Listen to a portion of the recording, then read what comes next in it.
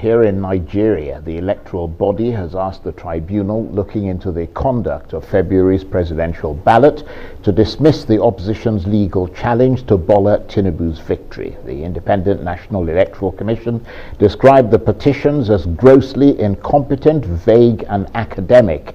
Mr. Tinubu of the ruling APC party was declared the winner by 37%.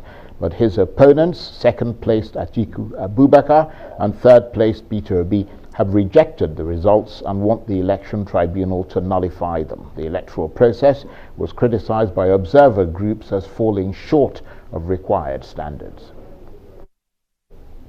Well, for more on this, let's bring in Arise's political editor and director of news, Sumner Sambo, who joins me in the studio. Good to see you. Thank you so much, Sumner. Just tell us more about the grounds on which Inec is challenging the petitions against the conduct of the elections. Yes, with the petitions by these petitioners, the onus is on Inec to prove that it conducted the election creditably.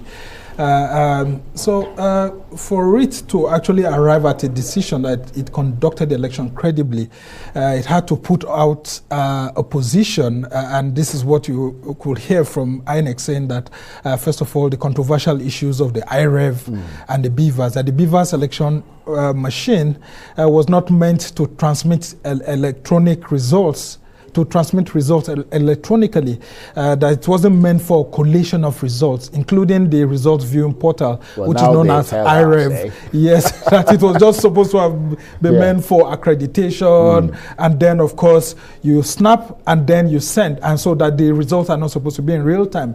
And when you see what the INEC Council tried to do, when he looked at the response by the petitioners saying that, look, INEC chairman himself had gone ahead to assure the nation over and over that the results will be transmitted in real time and all of that.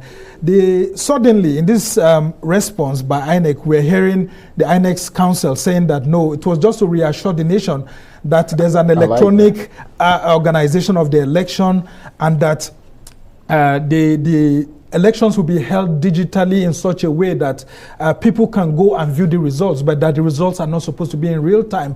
And then, surprisingly, they also kicked against Peter Obi's entire petition, dismissing it, that Peter Obi was not legally qualified to have participated in the election, so that the election petition tribunal should not even take a look at the Labour Party's, his own petition, because they said he was still a member of the PDP. Right.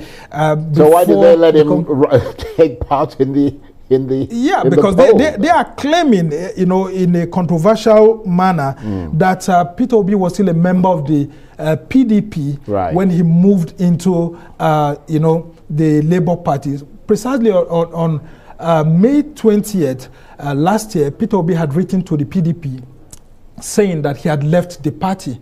But they are claiming that his name was still in the membership of the PDP register, and that the Labour Party's register submitted to INEC as at then did not include Peter Obi's name. But this same issue had gone to the court, where the court discharged that, and the Court of Appeal said that he was right to have taken part in the election. So I don't understand the perspective that INEC is coming from. But also some of the claims that they've gone ahead to say that Atiku Abubakar was overreaching himself when he said that about 51,000 polling units are across the country, that there were areas of controversy, that some of those results, which he claimed should have been declared inconclusive, went ahead to have been declared, that it ought not to have been so, that Atiku Abubakar was, overreaching himself by going ahead to talk on all of that. So you see, it's a bit controversial, and they are being dismissive of some of these things. And of course, that there are other critical aspects, like, for example, Bola Tinubu's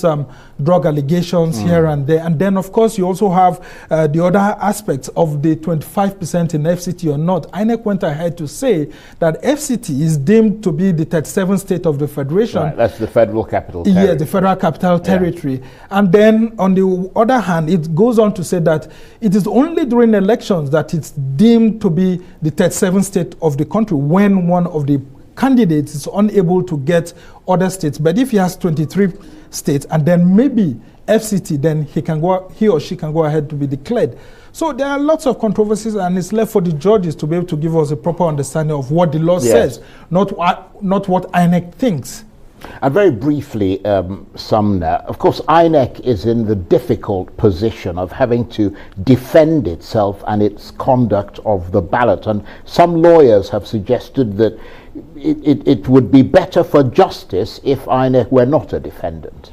Yes, I mean, if the Uwe's reports on the Electoral Reforms Committee had been, fully implemented, it would have been so. But in this instance, INEC would have to come and defend itself, because, I mean, that's what the petitioners actually asking for.